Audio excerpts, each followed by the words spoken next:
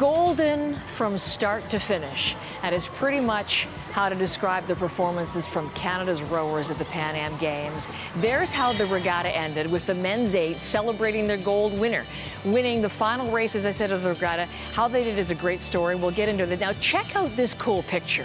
Rowing Canada. You guys hadn't even seen that? The guys in the van coming to our studio this morning, and here they are. 6 of the 8. And a couple of other double medalists as well. I'm going to introduce you to all. But is that really how you came in? Is that what it looked like in there?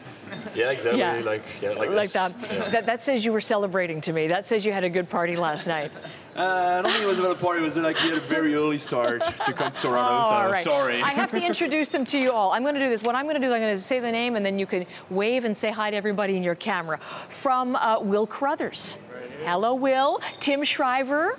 Tim, Kai Langerfeld. Here we are with Kai. Conlon McCabe. All right. Hey. Martha McCabe. It's my cousin. I know. Nice job in the pool for her, too. Will Dean, say hi to everybody. Hello, Will. Julien Bain, hello. Matthew Buey. Pride of Duntroon, I know. Have I covered everybody? I have. I think I've got everybody. Number one, congratulations to you guys. What a regatta that was. We'll pass this. We have the microphone. You go ahead, Conlon. Talk about this. Well, how overall the incredible success on the water for the rowers.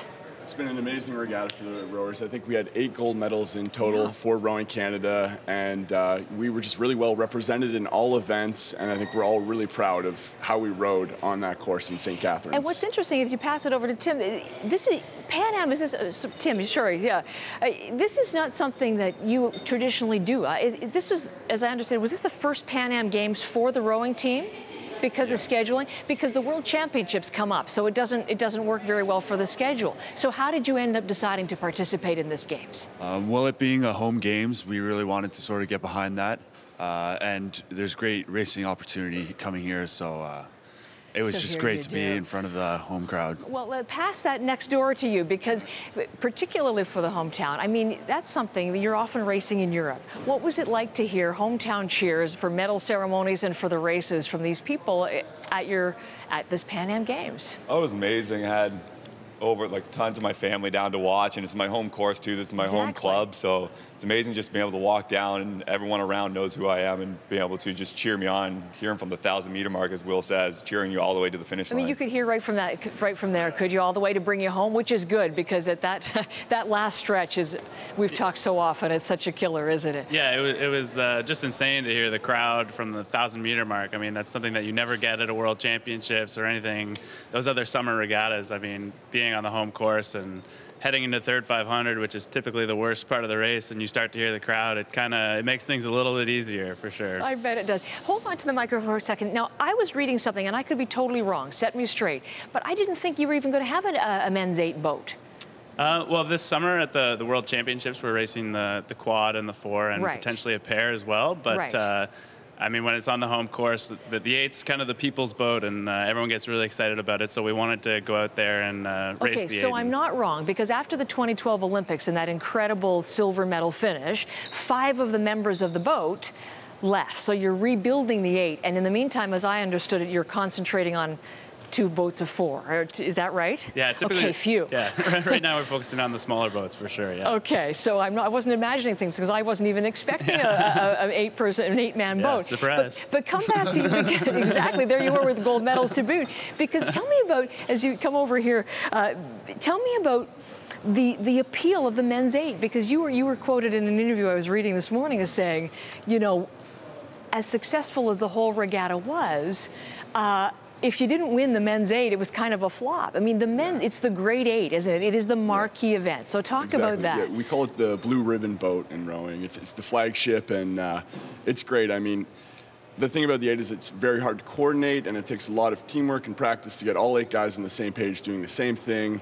And we brought this 8 together in a very short amount of time, and we had great success with it. So do you normally practice together? I mean, you're always out at Elk Lake, I know, 24/7. I mean, crazy. But do you have a men's 8 that you are working with now, or not even? No, we don't regularly train together in the 8 right now. We're focused on the men's 4 and men's quad. Okay, so you just kind of threw this together and were able to come up with a gold medal row? It was pretty much from scratch, and we were able to pull it off.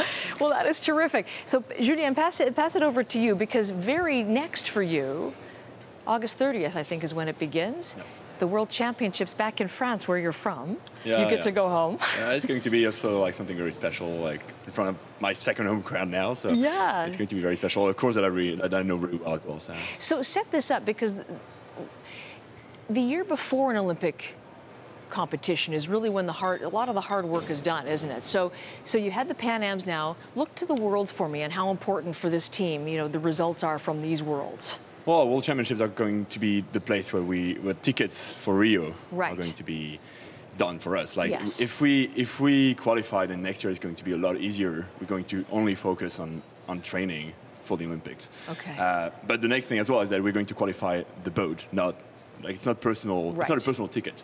So we'll still have to train pretty hard next year to take a spot on the boat. To make the Canadian team. Exactly. There will be a Canadian boat in that race, depending on your results. But now it's everything about qualifier. It's getting those tickets. Okay. So I haven't had a chance to talk in the back row here. Oh, yeah. So do you get to take a break, or is it right back to Victoria and back on the water? We have 2 days off.